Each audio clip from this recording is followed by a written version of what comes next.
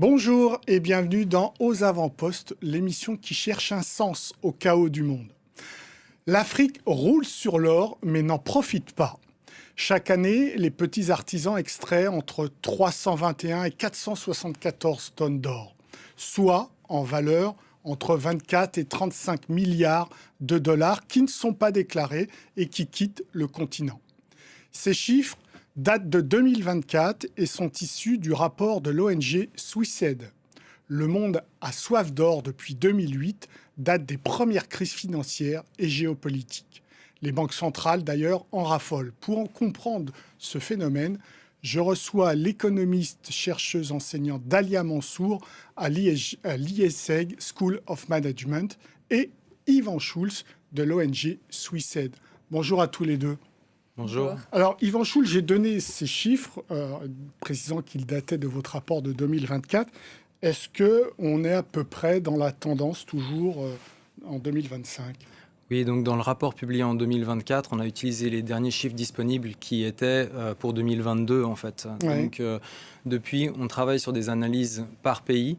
Et ce qu'on voit, c'est en tout cas pas une diminution de ces chiffres de production. Et pour plusieurs pays, on voit une augmentation. Alors, il faudra peut-être que vous nous expliquiez la différence entre cet or que j'appelle artisanal, je ne sais pas si c'est le terme que vous utilisez, et l'autre or industriel qui est peut-être plus ciblé, plus tracé, non ? Tout à fait. Donc traditionnellement, on distingue deux types d'extraction. L'extraction industrielle ou à large échelle, à grande échelle, et l'extraction artisanale ou à petite échelle. En fait, il y a tout un spectrum, si vous voulez, de types d'acteurs, de méthodes, etc. Mais traditionnellement, on distingue ces deux catégories. Et dans notre rapport, on s'était concentré sur cette extraction artisanale et à petite échelle, pour la bonne et simple raison qu'on voulait montrer en fait quel était le manque à gagner des États africains. Et on avait réussi à démontrer qu'en 2022, 435 tonnes d'or avaient quitté le continent africain sans être déclarées à l'exportation. Il s'agit donc de contrebande. Et cet or avait été principalement importé aux Émirats arabes unis. Alors, ça part aux Émirats arabes unis. Ils en font quoi là-bas ? Alors cet or est fondu, raffiné, puis renvoyé, puisque les Émirats arabes unis ont un marché interne qui est relativement petit, mais par contre, ils fournissent énormément d'autres pays. Les grands pays consommateurs de l'or, c'est la Chine et l'Inde. Mais la Suisse joue également un rôle important en tant que plaque tournante. Donc les Émirats arabes unis vont envoyer une partie de leur or également en Suisse, où il est à nouveau refondu, raffiné. Il y a une nouvelle étiquette posée sur les lingots. Et ensuite, vraiment, ça peut aller un peu partout, mais notamment à Londres, dans des stocks. Londres est une place connue pour le stockage d'or. Dalia Mansour, ça vous surprend ou pas cet appétit d'or qui se serait réveillé depuis un certain nombre d'années ? Non, pas du tout, ça ne me surprend pas, puisque 2008, il y a eu un réveil sur les conséquences durables des crises. Et on a constaté que de plus en plus de pays utilisaient l'or comme un véritable rempart aux sanctions financières, aux aléas financiers, mais aussi aux incertitudes latentes. Et donc, l'un des moyens de lutter contre ces incertitudes et de démontrer sa souveraineté, c'est d'amasser de l'or. Donc, c'est tout à fait normal qu'on puisse constater des choses pareilles. Et ces circuits, vous les trouvez logiques ? On prend l'or en Afrique, ça part à Dubaï et puis ça revient en gros dans l'Occident, quoi.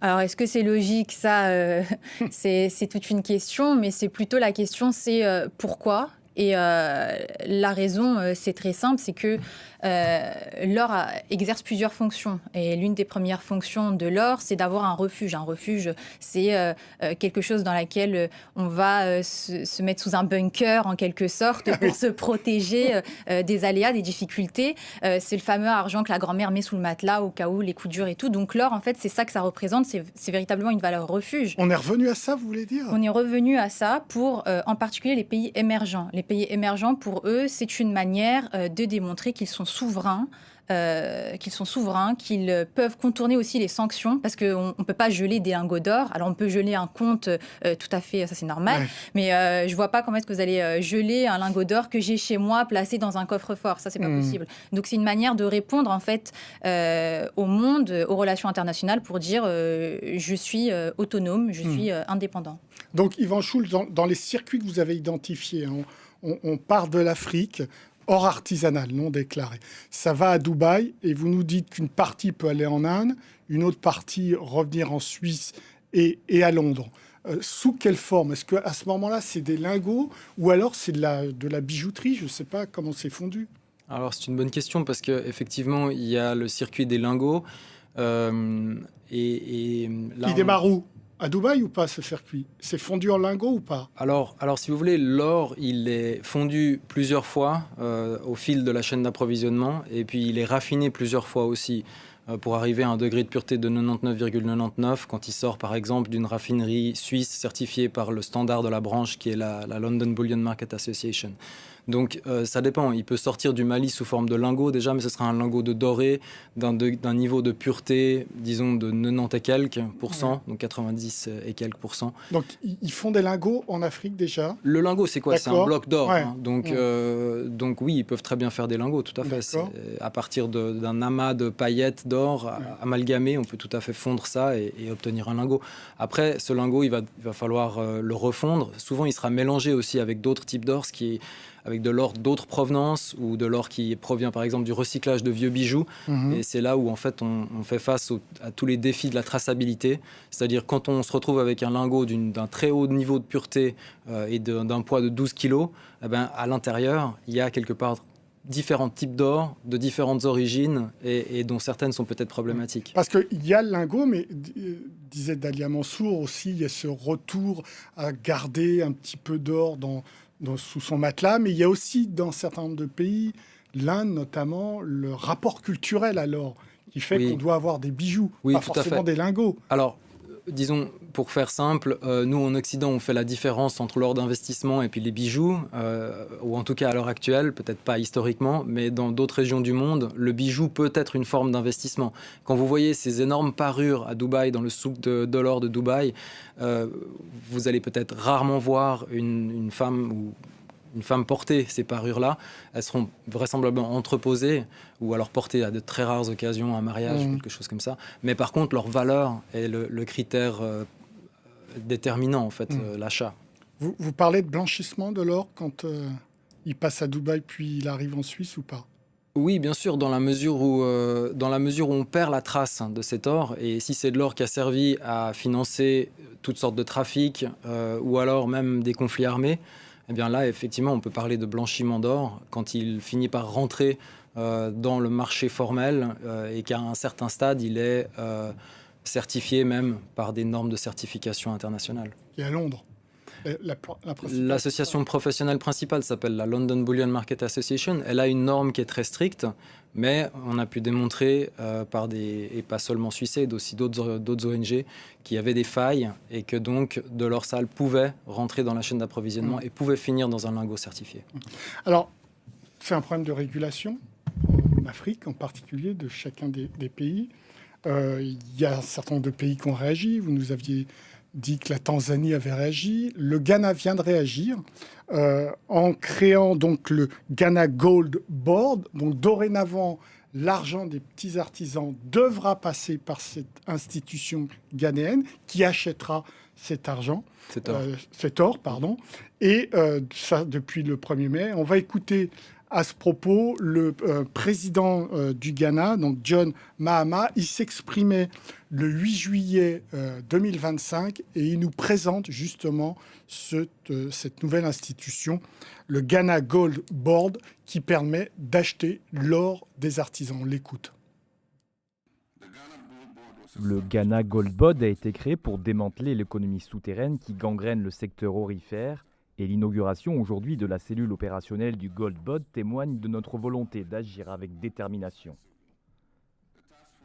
Cette cellule opérationnelle ne constitue pas seulement un dispositif sécuritaire.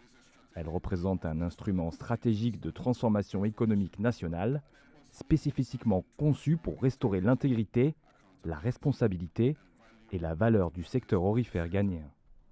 Vous qui étudiez donc les différents systèmes de régulation, considérez-vous, Yvan Schulz, que c'est une bonne régulation? Alors, Je pense que la réponse doit être un peu plus complexe et nuancée. Donc déjà, le contrôle sur cette extraction minière artisanale et à petite échelle, c'est une question qui se pose depuis très longtemps en Afrique et dans de nombreux pays. Et le Gold Board, c'est une innovation d'une certaine façon, mais il y a eu plein de mesures qui l'ont précédé. Et en fait, là, vraiment, le gouvernement ghanéen a décidé de donner les pleins pouvoirs à une agence pour acheter l'ensemble de l'or issu Agence de la... d'État, hein. Une agence étatique, oui, Ouais. tout à fait. Mm. Et pour acheter donc l'ensemble de l'or extrait dans les mines artisanales et à petite échelle, c'est réjouissant dans la mesure où ça dénote une volonté du gouvernement de mieux contrôler le secteur, de le réglementer, et puis aussi de pouvoir mieux bénéficier des rentrées d'argent en fait sur les taxes et notamment la taxe à l'exportation prélevée généralement sur cet or.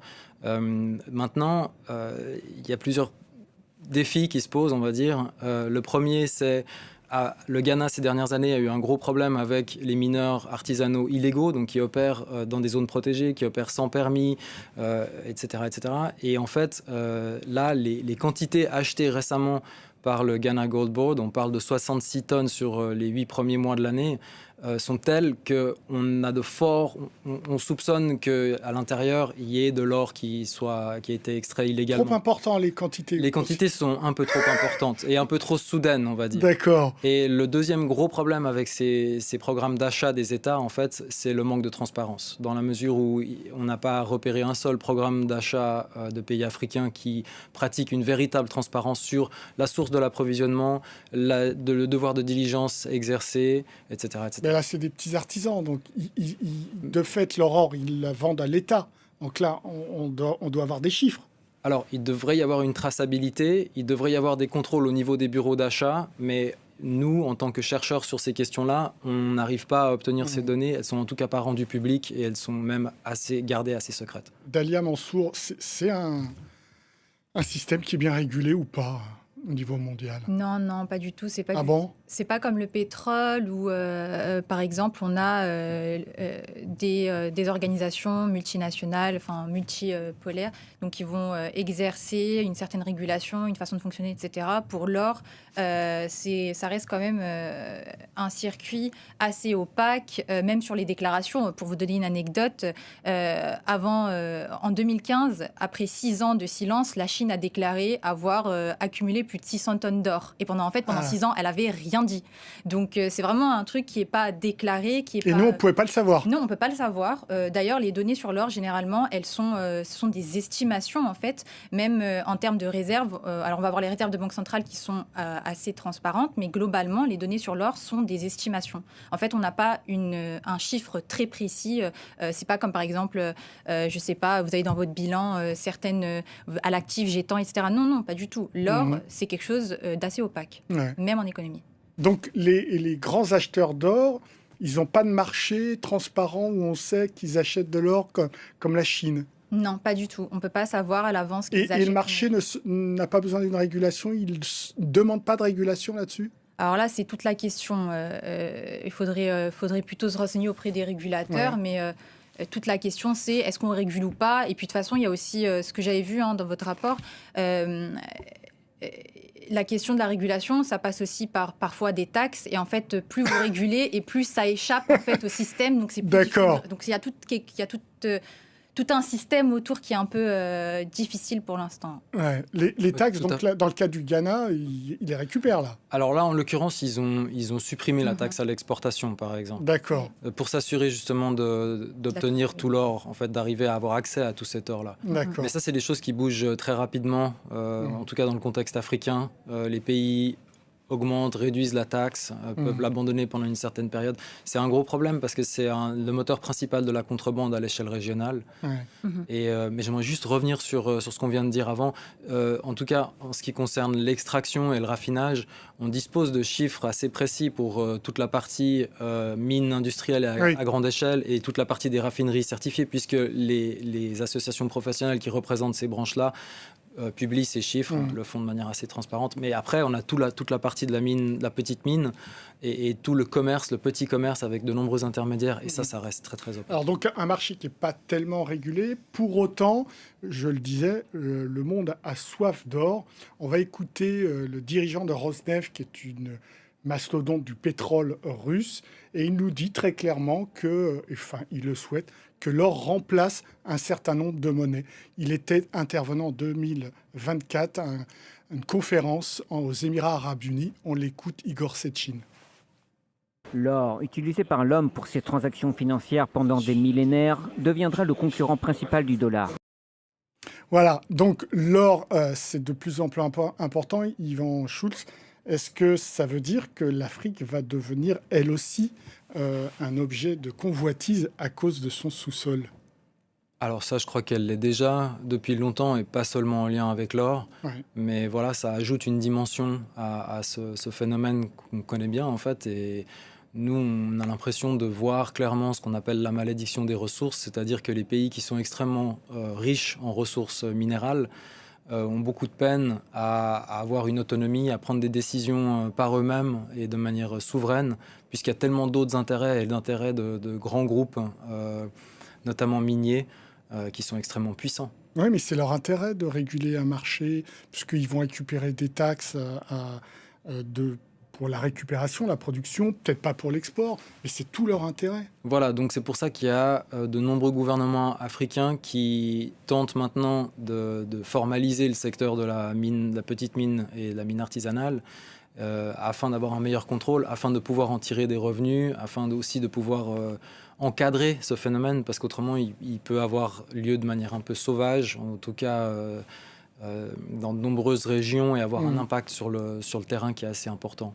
J'aimerais là qu'on regarde le top 6 des principaux pays qui possèdent donc le stock d'or. On va voir un petit peu sur ce tableau.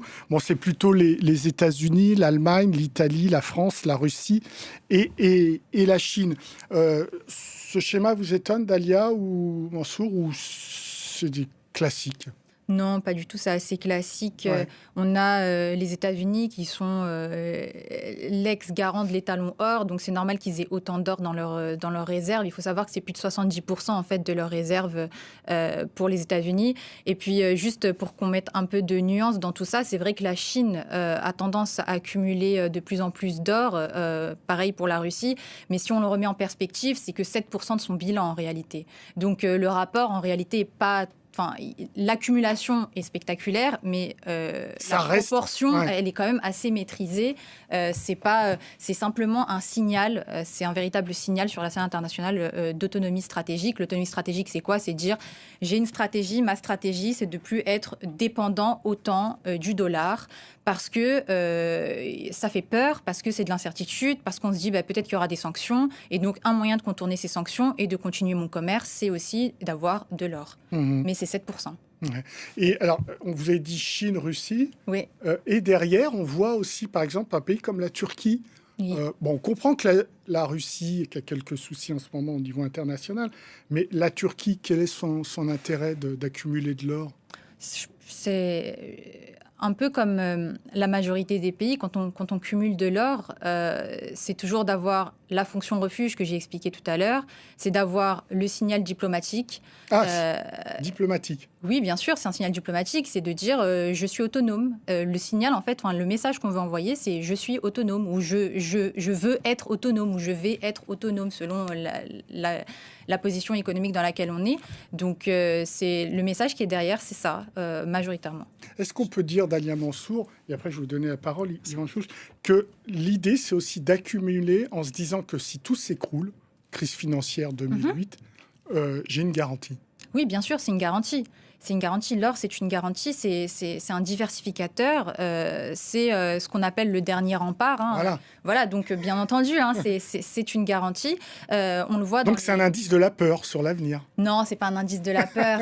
C'est plutôt un indice du ressenti des contextes économiques et financiers, et du contexte géopolitique. C'est de dire là tout de suite, et puis on est dans un contexte où les incertitudes n'ont jamais été aussi élevées, donc on s'en prémunit comme on peut. Yvan Schultz, une dernière intervention. Oui, j'avais une question pour Dalia, parce qu'avec les prix de l'or qu'on voit actuellement, je veux dire, on est passé de $2000 début 2024 à plus de $4000 récemment pour une once d'or. Est-ce qu'on ne rentre pas dans un domaine où maintenant on pourrait presque affirmer que l'or sert à la spéculation ? Non, Non. on ne peut pas arriver jusqu'à la spéculation. En réalité, l'or ici va plutôt être le résultat d'une offre et d'une demande, voilà, dans un contexte incertain. Merci à tous les deux. C'est l'heure de notre rubrique Dans le radar. Un ouvrage, une étude, une enquête qui nous a interpellés cette semaine. Aujourd'hui, un livre, celui de Karine Berger, publié chez Odile Jacob, intitulé « Quand la France se détourne de la science ».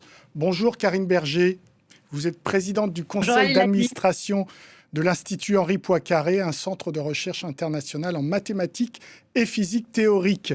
Alors, ce qui vous inquiète, c'est que la France se détourne de la science, mais ce que vous nous dites dans ce livre, c'est que ça vient des États-Unis, et entre autres, celui qui incarne vraiment, je ne vais pas dire cette haine de la science, mais cette méfiance vis-à-vis de la science, c'est Robert Kennedy Jr., le ministre de la Santé de Donald Trump. Pourquoi ? Parce que le pouvoir qui a été pris aux États-Unis par l'administration Trump s'est construit sur un discours anti-science. Si on prend le ministre de la Santé, il s'est construit politiquement sur ces attaques contre les vaccins, sur le fait que les vaccins causeraient des maladies, etc., et non pas nous protégeraient les gens. De la même manière, Donald Trump s'est construit politiquement sur son deuxième mandat, sur l'attaque contre les faits, contre la vérité scientifique, contre les chiffres, contre les données. Et c'est très intéressant de voir qu'après des années de discours de plus en plus anti-scientifiques sur les questions d'environnement, sur les questions d'égalité hommes-femmes, etc., ce soit pour la première fois aux États-Unis une prise de pouvoir politique sur ces questions-là qui a agrégé les gens et qui a fait voter les gens pour Donald Trump et son administration sur ces thématiques-là. Alors donc, votre livre part des États-Unis, mais vous dites que ça arrive en France, comme souvent des phénomènes. Vous citez Tchernobyl, la vache folle, et plus récemment, plus proche de nous, les OGM et les vaccins, les anti-vaccins. Vraiment, le phénomène est à la même hauteur qu'aux États-Unis ? On est très loin d'être arrivé à la même situation que les États-Unis, tout simplement parce qu'aux États-Unis, les attaques contre la science ont commencé il y a facilement 15 ans. Il y avait un livre qui avait été publié il y a une quinzaine d'années qui évoquait déjà la montée des anti-sciences aux États-Unis d'un point de vue politique. Mais la France n'est absolument pas protégée contre cette évolution. Depuis la crise du Covid, tous les indicateurs de confiance dans les scientifiques et dans les faits scientifiques s'effondrent en France. Aujourd'hui, quand on a moins de 35 ans, on a quasiment la moitié de la population de moins de 35 ans qui est sensible, qui croit à une affirmation anti-science du type la Terre pourrait être plate ou les vaccins créent des problèmes dans les cerveaux des enfants. Donc on a une montée de la croyance dans les affirmations anti-scientifiques qui est absolument spectaculaire en France depuis 5 ans. Karine Berger, est-ce qu'il faut distinguer anti-science ou méfiance vis-à-vis de la recherche ? Il faut, à mon sens, les rapprocher. Ce n'est pas la même chose. L'anti-science, c'est vraiment l'idée qu'on peut agréger politiquement des gens sur l'idée que la science est mauvaise. Et c'est ce qui est fait aux États-Unis et c'est ce qui est en train d'être fait sur certains aspects en France.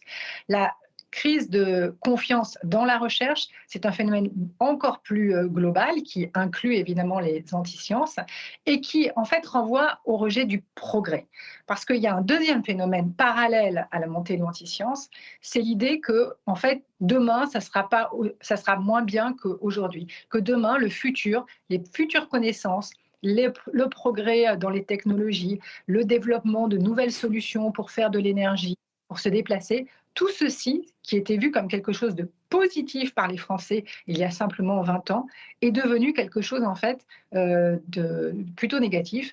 Et aujourd'hui, on a une très large majorité des Français qui pensent que la science, la recherche, n'apporte pas plus de bien que de mal à la France. Donc c'est un phénomène de défiance plus global qui emporte évidemment, qui englobe le mécanisme anti-science, mais qui est tout aussi, on va dire peut-être plus problématique, qui est de dire au fond, on ne croit plus à notre futur, on ne croit plus aux recherches pour nous permettre de mieux vivre. Et ce rejet du progrès est là aussi très très fort en France, et c'est l'un des pays européens où c'est le plus fort. Karine Berger, dernière question. Est-ce qu'il ne faudrait pas du coup rendre la science plus démocratique? Je veux dire par là qu'on n'interroge pas les peuples pour savoir s'il faut passer directement à l'intelligence artificielle. On n'a pas interrogé les peuples pour savoir s'il fallait construire les bombes atomiques. Est-ce que la science est suffisamment démocratique? Elle manque de démocratie, elle a manqué de démocratie, et c'est l'une des explications de cette défiance de plus en plus forte dans l'ensemble des faits scientifiques ou de la recherche scientifique. Donc oui, il faut absolument remettre le débat scientifique dans le débat démocratique et dans les décisions politiques. Ça a été fait par beaucoup de chercheurs, de tenter de donner des éléments compréhensibles à tous de ce qu'ils font, de ce qu'ils proposent, mais aujourd'hui, les représentants politiques ne s'en saisissent pas assez et au fond ne permettent pas à ce débat sur les grands choix de notre société, que ce soit en matière de nucléaire, d'OGM, etc., à ces grands choix de se faire avec un débat contradictoire où on entend la parole des scientifiques et où on entend, parce que c'est ce qu'on entend pour le coup vraiment, la parole de ceux qui s'y sont opposés sur des faits, sur des vérités et pas uniquement sur de l'idéologie. C'est un grand combat démocratique à venir. Voilà. Merci beaucoup Karine Berger pour vos réponses. Merci beaucoup également à vous deux pour vos réponses. Merci. Aux avant-postes, c'est terminé. Vous pouvez retrouver cette émission sur france24.com, sur nos réseaux sociaux et sur nos podcasts. Au revoir.